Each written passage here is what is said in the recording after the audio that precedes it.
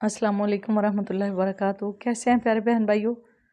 आज हम बात करने जा रहे हैं नज़र बद के बारे में कि ये कैसे लगती है और इसके लिए क्या करना चाहिए और इससे बचना कैसे चाहिए। तो ये बातें जो हैं ये हदीस की रोशनी में मैं आपके सामने रखूँगी। एक बात वाज़े करती चलूँ कि नज़र जो है वो प्यार से भी लग सकती है, ज़रूरी नहीं है कि ये जो आपका मुखालफ या दुश्मन है वही आपको नज़र लगाए।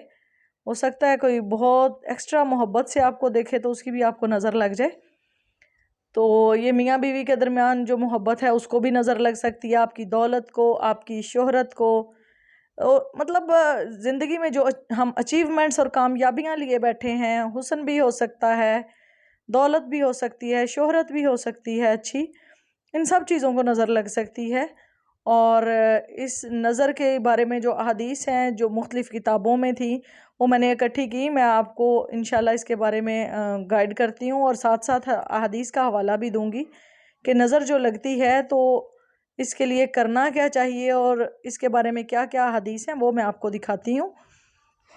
तो ये हमारे सामने है कि ये हदीस है सही मुस्लिम की कि हज़रत अनस बिन मालिक रज़ी अल्लाह ताला अन्हों ने दम जाड़ के बारे में रवायत बयान की कि जहरीले डंक, जिल्द पे निकलने वाले दानों और नज़र बद की वजह से जो तकलीफ़ हो उसमें दम कराने की इजाज़त दी गई है। और इसी तरह कहा कि रसूल अकरम सल्लल्लाहु अलैहि वसल्लम ने नज़र बद, जहरीले डंक और जिल्द पे निकलने वाले दानों में दम करने की इजाज़त दी, यानी इसमें इजाज़त है कि इंसान दम करवाए। और इसके बाद अल्लाह के नबी सल्लल्लाहु अलैहि वसल्लम की ये हदीस है सही बुखारी की कि आप सल्लल्लाहु अलैहि वसल्लम ने क्या कहा कि नज़र बद लग जाने पे मुअव्वज़तैन से दम कर लिया जाए। अब ये कौन सी है मुअव्वज़तैन से मुराद क्या है? ये कुरान पाक की आखिरी दो सूरतें यानी सूरत नास और सूरत फलक हैं। इन दोनों को कसरत से पढ़ें और दम करें तो इंशाल्लाह जो नज़र बद है उसका असर जो है वो ख़त्म होगा। और ये इसी तरह ये हदीस है सही बुखारी की कि नबी करीम सल्लल्लाहु अलैहि वसल्लम ने एक लड़की देखी जिसके चेहरे पे नज़र बद लगने की वजह से काले धब्बे पड़ गए थे। यानी कि जो अक्सर मेरे ख्याल में जो छाइयाँ होती हैं ये भी काले धब्बे ही होते हैं, तो शायद ये भी नज़र लगने से ही पड़ते हों। तो आप सल्लल्लाहु अलैहि वसल्लम ने फरमाया कि इस पे दम करवा दो क्योंकि इसे नज़र बद लग गई है। तो ऐसी हालत में भी ज़रूर दम करवाएं और ख़ुद भी मुअव्वज़तैन पढ़ के आप अपने पे फूंक सकते हैं। ये हदीस नंबर जो है 5739 है। उसके बाद अल्लाह के नबी सल्लल्लाहु अलैहि वसल्लम का फरमान कि नज़र बद लगना हक है और हज़रत सल्लल्लाहु अलैहि वसल्लम ने जिस्म पे गोदने से मना फरमाया, ये भी इसी हदीस का हिस्सा है। जिस्म पे गोदने से मुराद है जैसे कुछ लोग जिस्म पे नक्शो नगार ऐसे बनवा लेते हैं जो मिटते ही नहीं है बिल्कुल जिस्म के अंदर, यानी बाद तिल बनवा लेते हैं फेस के ऊपर या इसी तरह के नक्शो नगार, तो ये भी साथ ही आ गया इसमें, तो वाज़े कर दिया आपको। अब ये है कि नज़र बद लगना हक है, यानी ये मजाक की बात नहीं है कि आपको नज़र लग गई है और आप इसे हंसी में टाल दें। हज़रत अस्मा बिनत अमीस रज़ी अल्लाह ताला अन्हा ने अर्ज़ किया कि अल्लाह के रसूल सल्लल्लाहु अलैहि वसल्लम जाफ़र तैयार रज़ी अल्लाह ताला अन्हो के लड़कों को बहुत जल्द नज़र बद लग जाती है, क्या मैं उनके लिए झाड़ फूंक कराऊं? आपने फरमाया हाँ, उसके लिए अगर कोई, इसलिए कि अगर कोई चीज़ तकदीर पे सबकत कर सकती, यानी आपकी तकदीर से भी भारी हो जाती तो वो उस पर नज़र बद सब ज़रूर सबकत करती। तकदीर पे कोई चीज़ भारी है तो वो नज़र बद हो सकती है, यानी वो आपकी तकदीर को भी उलट पलट सकती है। यह हदीस सुनन तिरमिज़ी की है 2059। तो कोशिश किया करें कि सारा टाइम सुबह शाम के अज़कार करें। अब ये है कि अल्लाह के नबी सल्लल्लाहु अलैहि वसल्लम ने, ये सुनन तिरमिज़ी की हदीस है कि आप सल्लल्लाहु अलैहि वसल्लम ने फरमाया है कि उल्लू के सिलसिले में कोई हकीकत नहीं है, यानी आपकी हदीस का मतलब ये है कि उल्लू के बारे में जो लोग गुमान रखते हैं कि उल्लू मनहूस है ये वो, उसकी कोई हकीकत नहीं है और नज़र बद का असर हकीकी चीज़ है, यानी नज़र बद आपको ज़रूर लग सकती है। तो आप सल्लल्लाहु अलैहि वसल्लम हज़रत हसन और हज़रत हुसैन रज़ी अल्लाह ताला अन्हो पे ये कलमात पढ़ के दम कर दिया करते थे, उइज़ुकुमा बिकलिमातिल्लाहि ताम्माति मिन कुल्ली शैतानिन व हामातिन व मिन कुल्ली ऐनिन लामातिन। साथ में इसका तर्जुमा भी दिया गया है कि अल्लाह के नबी सल्लल्लाहु अलैहि वसल्लम ये पढ़ के हज़रत हसन और हुसैन यानी अपने बच्चों को अल्लाह की पनाह में दे दिया करते थे। अब यह है, इसमें लिखा हुआ है लफ्ज़ उइज़ुकुमा, स्टार्ट में कुमा जो है ये अरबी में दो बंदों के लिए इस्तेमाल होता है। تو چونکہ حضرت حسن اور حسین دونوں پہ دم کرتے تھے تو کماں پڑھتے تھے. اگر آپ نے زیادہ بچوں کو دم کرنا ہو، آپ کے 5 بچے ہیں، آپ نے سب کو یہ دعا پڑھ کے پھونک مارنی ہو، تو آپ اعوذ کم پڑھ سکتے ہیں. اس کا مطلب ہوتا ہے 2 سے زیادہ. اور اگر کسی ایک پہ دم کرنا ہے تو اعوذ کا، صرف کا بول دیں گے، کما بے شک نہ بولیں. اعوذ کا مطلب ہوتا ہے، کا ہوتا ہے عربی میں لڑکے کے لیے، کہ تجھ لڑکے پہ دم کرتی ہوں، اور کی ہو تو وہ لڑکی کے لیے ہوتا ہے اعوذ کی. ایک لڑکی کو دم کرنا ہو تو آپ اعوذ کی کہہ سکتے ہیں. اسی طرح اللہ کے نبی صلی اللہ علیہ وسلم سے مروی کیا گیا ہے کہ دم جھاڑ صرف نظر بد میں ہے یا زہریلے ڈنک میں، یعنی ان دونوں صورتوں میں دم جھاڑ کر سکتے ہیں. اب یہاں پہ بھی وہی حدیث ذکر کی گئی ہے، یہ سنن ابو داؤد کی حدیث ہے.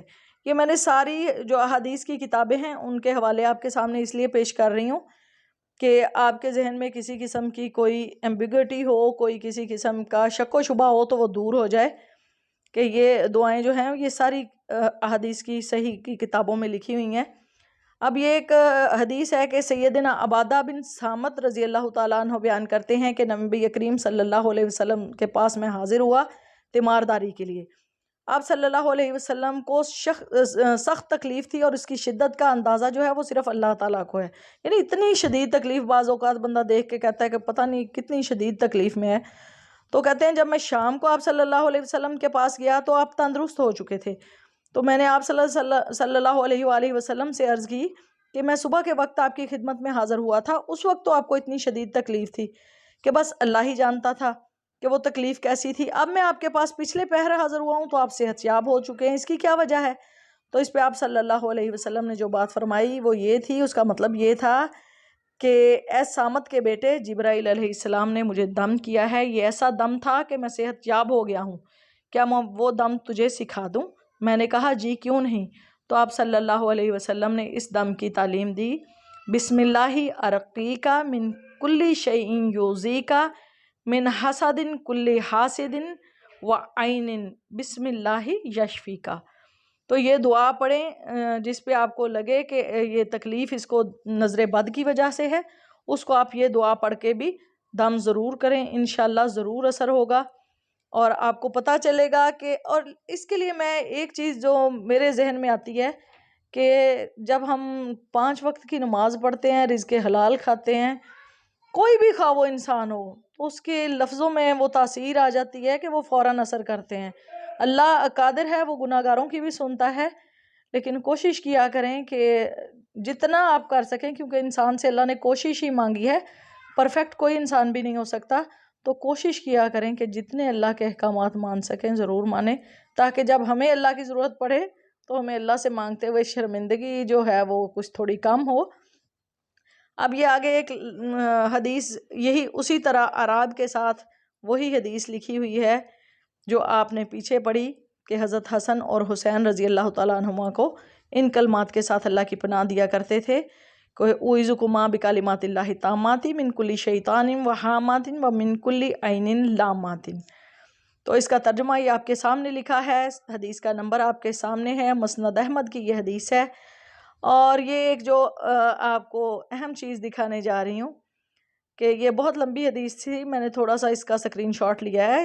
آخر میں اس کے یہ تھا کہ اللہ کے نبی صلی اللہ علیہ وآلہ وسلم کی امت کو جب قیامت کے دن جو ہے وہ امت کے گروہ بنائے جائیں گے، تو ایک ایسا ہوگا امت کا گروہ جو 70,000 افراد پہ مشتمل ہوگا، اور وہ بغیر حساب اور بغیر عذاب کے جنت میں داخل ہو جائیں گے.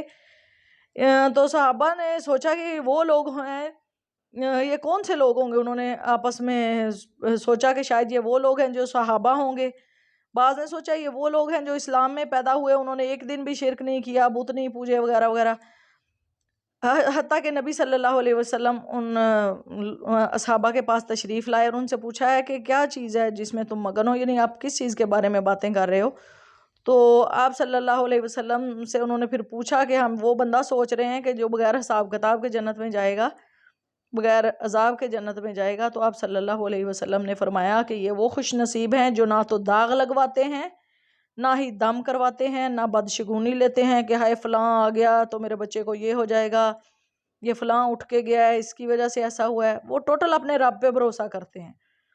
تو ایسے لوگ جو ہیں وہ انشاءاللہ بغیر حساب کتاب کے جنت میں داخل ہوں گے۔ اللہ پہ توکل کرنے کا یعنی حکم ہے کہ مکمل توکل کیا جائے اللہ پہ۔ تو سیدنا عکاشہ بن محسن اسدی رضی اللہ تعالیٰ عنہ کھڑے ہوئے اور کہا ہے اللہ کے رسول کیا میں ان میں سے ہوں؟ تو اللہ کے نبی صلی اللہ علیہ وسلم نے فرمایا تو ان میں شامل ہے۔ ایک اور صاحب کھڑے ہوئے اور کہا کہ اللہ کے رسول کیا میں بھی ان میں شامل ہوں؟ تو رسول صلی اللہ علیہ وآلہ وسلم نے فرمایا عکاشہ تم سے بازی لے گیا ہے۔ یعنی اس میں ہمیں مکمل جو ہے وہ توکل کا درس دیا گیا ہے کہ ہم توکل کریں۔ جب ہم توکل کریں گے اللہ کے اوپر تو اللہ ہمارے ساتھ ویسا ہی معاملہ کرے گا انشاءاللہ جیسا ہم اس سے گمان رکھتے ہیں۔ اس لیے کوشش کریں کہ اللہ پاک کے ساتھ جو ہمارے معاملات ہیں وہ توکل پہ مبنی ہوں، اور جو ہم دم وغیرہ کرتے ہیں چونکہ ہمارا ایمان میرے خیال میں اتنا کامل نہیں ہے، ہم دم کا سہارا ضرور لینا چاہیں گے، اور اگر کسی کا ایمان اتنا پختہ ہے تو یہ اس کی خوش نصیبی ہے۔ اللہ پاک زبان کی لغزش کو معاف فرمائے۔ جو دعائیں آپ کو بتائی ہیں انہیں پڑھ کے دم کریں صبح و شام، اور اگر آپ کے بچوں کو نظر لگ گئی ہے تو ان پہ سورۃ ناس اور سورۃ فلق جو ہے وہ پڑھ کے بار بار پھونک ماریں، انشاءاللہ اس کا اثر جو ہے وہ ختم ہو جائے گا۔ اللہ پاک مجھے اور آپ کو عمل